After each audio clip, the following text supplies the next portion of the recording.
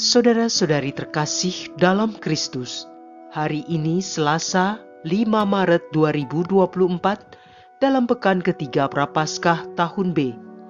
Bacaan dibawakan oleh Patricia Yuwono, Mazmur dilantunkan oleh Marcelio Adrian Aridewo, dan renungan ditulis oleh Justinus. Selamat menekuni Sabda Allah. Marilah kita semakin bersolider dengan peduli kepada sesama.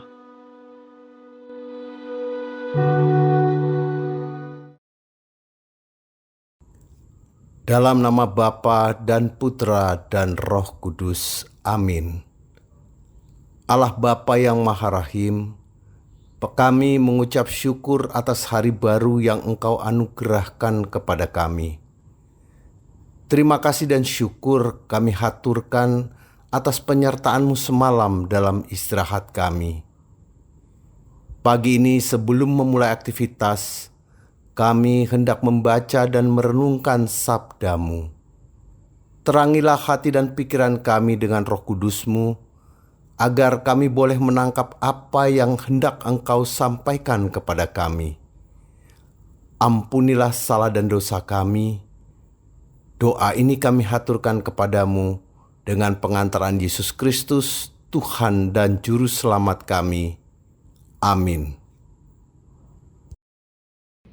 Bacaan dari Nubuat Tambahan Daniel, bab 3, ayat 25, ayat 34 sampai 43.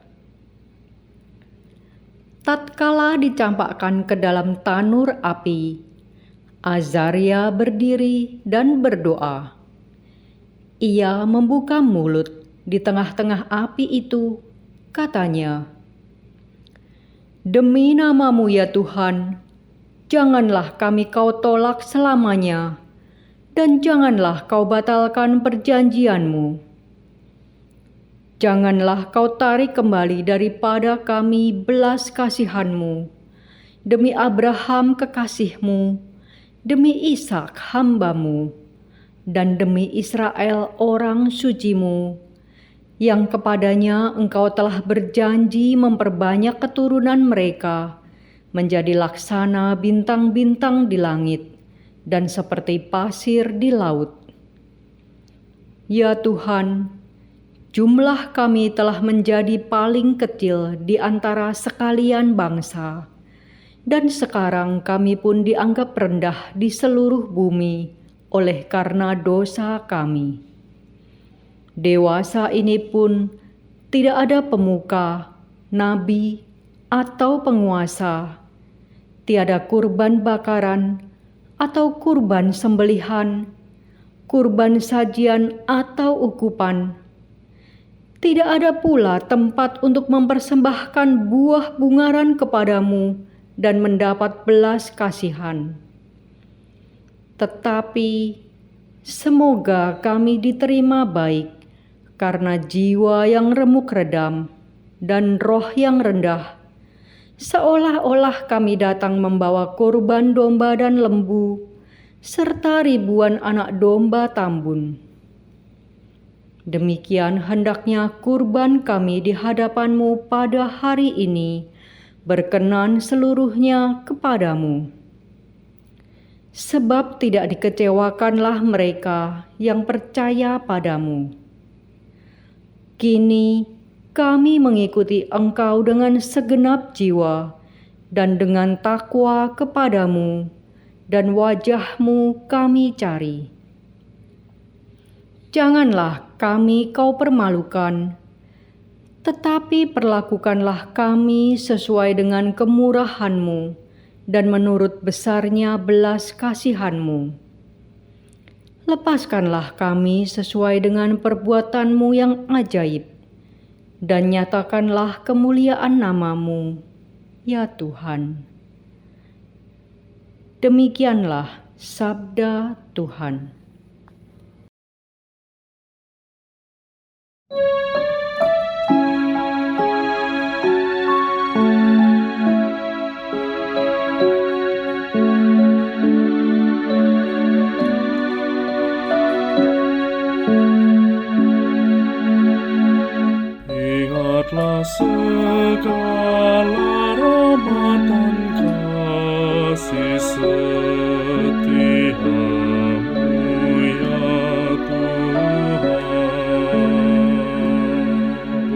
Beritahukanlah jalan-jalan-Mu kepadaku, ya Tuhan. Tunjukkanlah lorong-lorong-Mu kepadaku. Bawalah aku berjalan dalam kebenaran-Mu dan ajarlah aku. Sebab Engkaulah Allah yang menyelamatkan daku. Ingatlah segala rahmat dan kasih setia-Mu, ya Tuhan.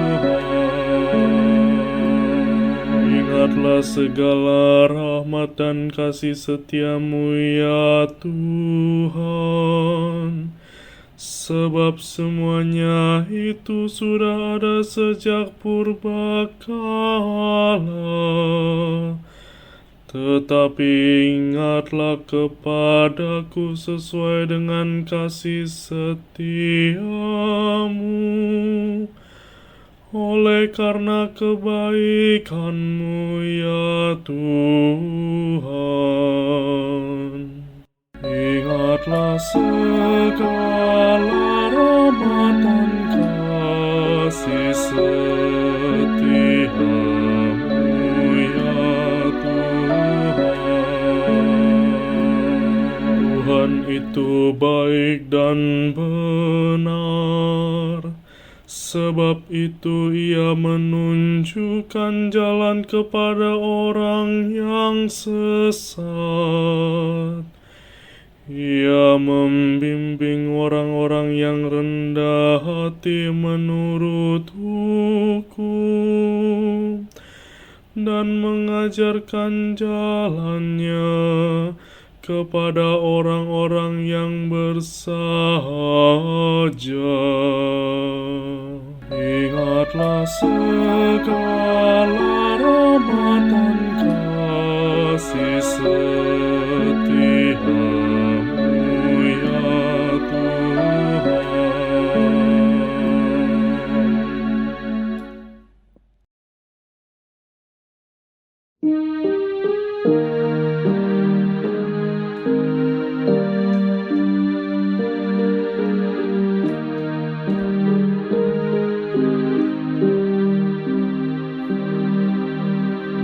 Terpujilah Kristus Tuhan,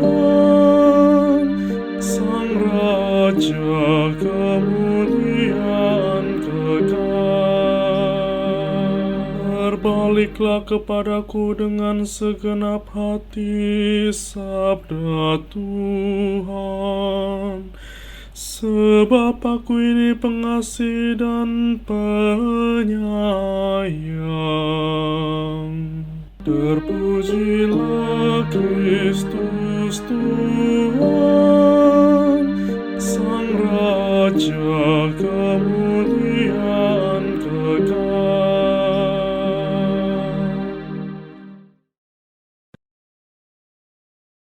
Inilah Injil suci menurut Matius, bab 18, ayat 21 sampai 35. Sekali peristiwa, Petrus datang kepada Yesus dan berkata, "Tuhan, sampai berapa kalikah aku harus mengampuni saudaraku jika ia berbuat dosa terhadap aku? Sampai 7 kali?" Yesus berkata kepadanya, "Bukan, aku berkata kepadamu, bukan sampai 7 kali, melainkan sampai 70 kali 7 kali. Sebab hal kerajaan sorga seumpama seorang raja yang hendak mengadakan perhitungan dengan hamba-hambanya. Ketika ia mulai mengadakan perhitungan itu, dihadapkanlah kepadanya seorang yang berhutang 10.000 talenta. Tetapi karena orang itu tidak mampu melunasi hutangnya, raja itu memerintahkan supaya ia dijual beserta anak istrinya dan segala miliknya untuk membayar hutangnya. Maka sujudlah hamba itu menyembah dia, katanya, "Sabarlah dahulu, segala hutangku akan kulunaskan." Lalu tergeraklah hati raja itu oleh belas kasihan akan hamba itu, sehingga ia membebaskannya dan menghapuskan hutangnya. Tetapi ketika hamba itu keluar, ia bertemu dengan seorang hamba lain yang berhutang 100 dinar kepadanya. Ia menangkap dan mencekik kawannya itu, katanya, "Bayar hutangmu." Maka sujudlah kawannya itu dan memohon kepadanya, "Sabarlah dahulu, hutangku itu akan kulunaskan." Tetapi ia menolak dan menyerahkan kawannya itu ke dalam penjara sampai dilunaskan segala hutang itu. Melihat itu, kawan-kawannya yang lain sangat sedih, lalu menyampaikan segala yang terjadi kepada tuan mereka.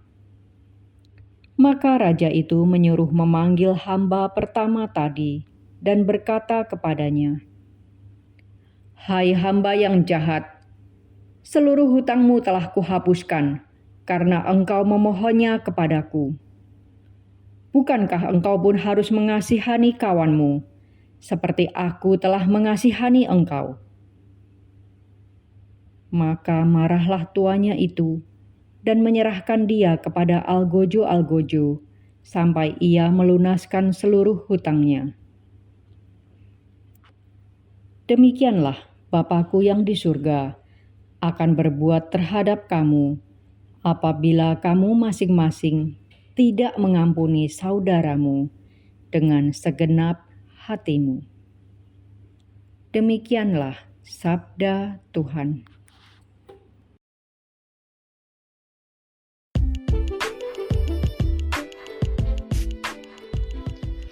Saya dan Asaria. Renungan dibawakan oleh Agustinus Ronald.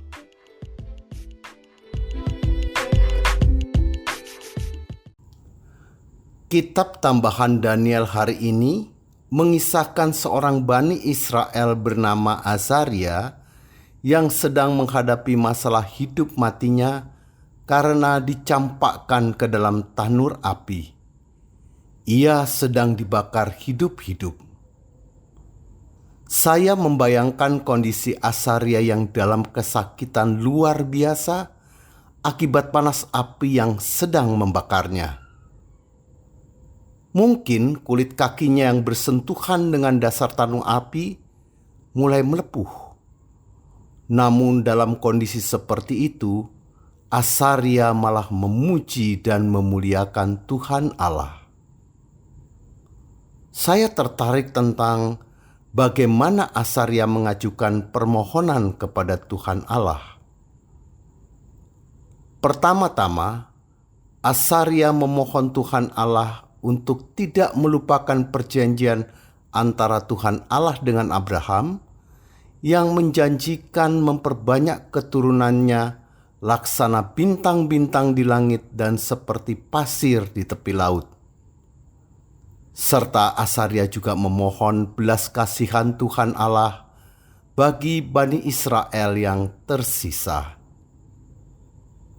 Kemudian Azaria juga curhat kepada Tuhan Allah akan kondisi Bani Israel yang tersisa sangat sedikit, tanpa pemuka, tanpa nabi ataupun penguasa, dan tidak ada tempat yang layak untuk mempersembahkan persembahan kepada Tuhan Allah.